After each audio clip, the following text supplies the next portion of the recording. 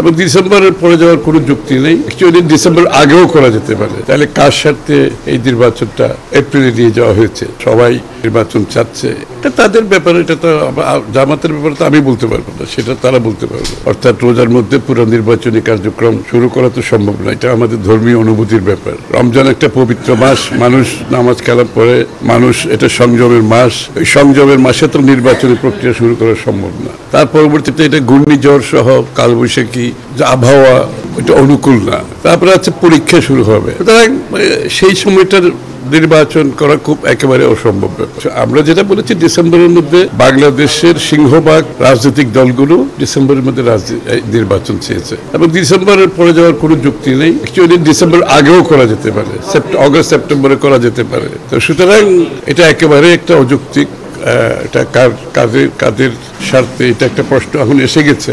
যেখানে সিংহভাগ রাজনৈতিক দলগুলো ডিসেম্বরে চেয়েছে, তাহলে কার স্বার্থে এই নির্বাচনটা এপ্রিলে নিয়ে যাওয়া হয়েছে? আর এই লোকগুলোর স্বার্থ যদি অক্ষুণ্ণ থাকে, অব্যাহত থাকে, তাহলে তো আগামী নির্বাচন সুষ্ঠু নির্বাচন হবে কিনা বর্তমান সরকারের অধীনে, এটা তো একটা প্রশ্ন থেকে যায়। সুতরাং এই ব্যাপারে আমরা সকলেই আমাদের মতামত দিয়েছি।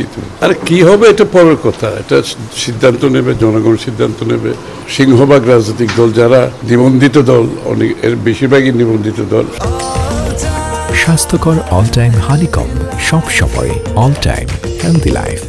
সবাই নির্বাচন চাচ্ছে। এখানে শুনেন, নির্বাচনের দিনক্ষণ নির্ধারণ করা এটা কোনো ব্যক্তি কিংবা কোনো গোষ্ঠীর না, এটা পুরো জাতির। যেখানে একটা নির্বাচিত সংসদ থাকলে সংবিধানে লেখা থাকে কবে নির্বাচন হবে, তখন যারা প্রধানমন্ত্রী থাকে তারা নির্বাচনের দিনক্ষণ অথবা নির্বাচন কমিশন দিনক্ষণ বলে। এখন যেহেতু আপনার একটা সংবিধান নাই, নির্বাচিত সরকার নাই, এটা সকলের ঐক্যমতের পরিপ্রেক্ষিতে সিদ্ধান্তটা নিতে হবে।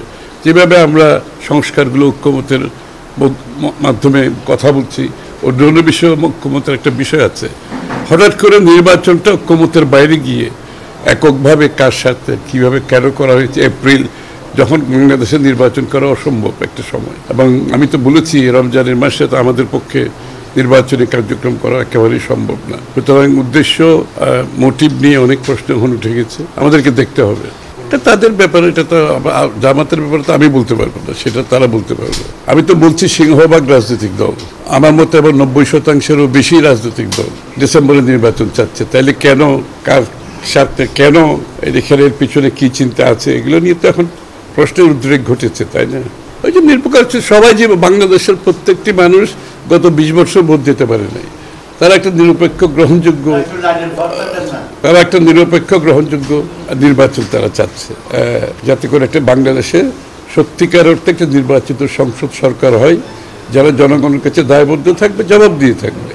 এই নির্বাচনের অপেক্ষায় বাংলাদেশের মানুষ গত 20 বছর ধরে অপেক্ষা, 15 বছর ধরে, 10-15 বছর, 4টা নির্বাচন প্রায়, 3টা তো নিশ্চিতভাবে নির্বাচন জনগণ ভোট দিতে পারে না। অন্য একটা নির্বাচনও বিতর্কিত 2008-এর, বা সেদিকে আমি যাচ্ছি না এখন।